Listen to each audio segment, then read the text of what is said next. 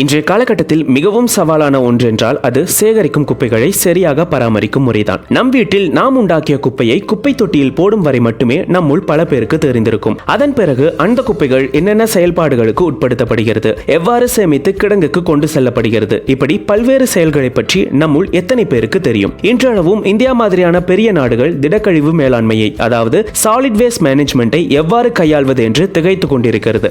சரி, இந்த காணொளியில் நாம் சேமிக்கும் குப்பைகள் அடுத்த கட்டமாக என்னென்ன செயல்பாடுகளில் ஈடுபடுத்தப்படுகிறது என்பதை பற்றி தெளிவாக பார்க்கலாம். அதற்கு முதலில் திடக்கழிவு மேலாண்மை, அதாவது சாலிட் வேஸ்ட் மேனேஜ்மெண்ட் என்றால் என்ன என்பதை பற்றி தெளிவாக பார்த்துவிட்டு வருவோம். கழிவுகள் இரு வகையாக பிரிக்கப்படுகிறது. ஒன்று திடக்கழிவு, அதாவது சாலிட் வேஸ்ட், இன்னொன்று திரவ கழிவு, அதாவது லிக்விட் வேஸ்ட். இதில் திரவ கழிவுகள் பற்றி நாம் ஒருவாறு அறிந்ததே. இதை பற்றி இன்னொரு காணொளியில் தெளிவாக பார்ப்போம். சரி, இப்போது திடக்கழிவுக்கு வருவோம். திடக்கழிவு என்பது நாம் வீட்டில் உண்டாக்கும் ஃபுட் வேஸ்ட், தொழிற்சாலைகளில் உண்டாக்கும் ஃபேக்டரி வேஸ்ட், மருத்துவமனைகளில் உண்டாக்கும் மெடிக்கல் வேஸ்ட், இப்படி பல்வேறு இடங்களில் உண்டாக்கப்படுகிறது. இந்த திடக்கழிவுகள் பல்வேறு வகையாக பிரிக்கப்படுகிறது. அவை மக்கும் குப்பை, மக்காத குப்பை, அதாவது பயோடிகிரேடபிள் வேஸ்ட் அண்ட் நான் பயோடிகிரேடபிள் வேஸ்ட், மறுசுழற்சி குப்பைகள், மந்த கழிவுகள், அதாவது இனர்ட் வேஸ்ட், இதில் கட்டிட இடிபாடுகள், கற்கள் போன்றவை அடங்கும்.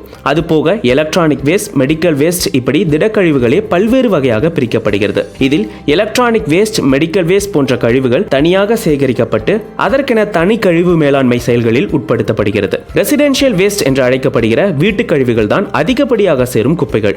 முதலில் இந்த குப்பைகள் குப்பை தொட்டியில் இருந்து கிடங்கிற்கு வண்டிகள் மூலம் எடுத்து செல்லப்படுகிறது. அதன் பிறகு பல்வேறு வேஸ்ட் ட்ரீட்மெண்ட்டிற்கு உட்படுத்தப்படுகிறது. வேஸ்ட் செப்பரேஷன், அதாவது கழிவுகளை பிரித்தல், லேண்ட்ஃபில், கம்போஸ்டிங், இன்சினரேஷன் போன்ற செயல்களுக்கு உட்படுத்தப்படுகிறது. நம்முள் பல பேருக்கு இந்த வார்த்தைகள் ஏதோ புரியாதது போல் இருக்கும்.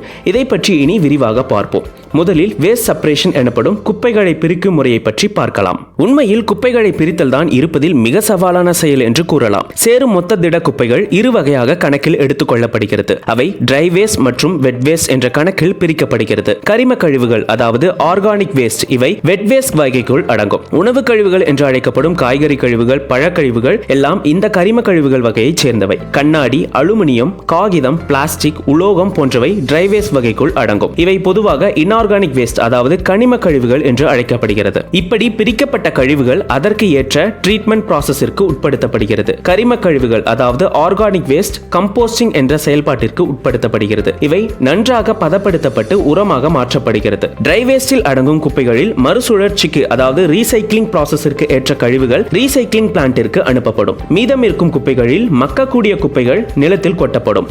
இந்த முறையை தான் லேண்ட்ஃபில் என்று அழைக்கிறோம். மீதம் இருக்கும் மக்காத குப்பைகள் மூடிய நிலையில் எரிக்கப்படுகிறது. இதன் மூலம் உருவாகும் அனல்கள் மின்சாரம் தயாரிக்க பயன்படுகிறது. இந்த முறையை தான் இன்சினரேஷன் என்று அழைக்கிறோம். உதாரணத்திற்கு சென்னையை எடுத்துக்கொள்வோம். சென்னையில் தினமும் 5400 டன் திடக்கழிவுகள் சேகரிக்கப்படுகிறது. இதில் அதிகபட்சமாக குடியிருப்பு கழிவுகள் 68% இருக்கிறது. வெட் வேஸ்ட் அந்தந்த பகுதிகளில் பதப்படுத்தப்படுகிறது. மீதம் இருக்கும் குப்பைகள் கொடுங்கையூர் மற்றும் பெருங்குடி குப்பை கிடங்குகளில் கொட்டப்படுகிறது.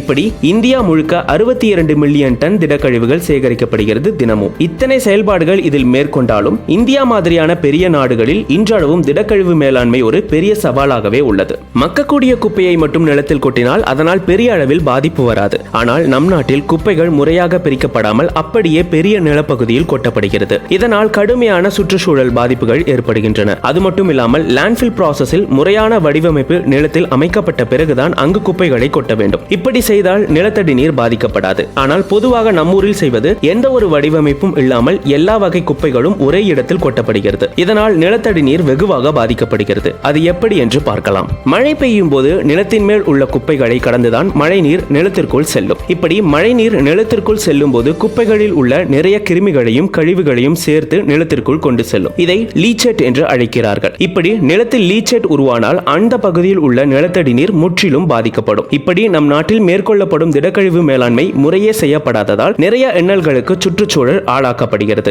எது எப்படியோ மாற்றம் என்பது நம்மிடம் இருந்துதான் தொடங்க வேண்டும். இனியாவது குப்பைகளை நாம் சரியாக பிரித்து சேகரிக்க முயற்சிப்போம். நன்றி.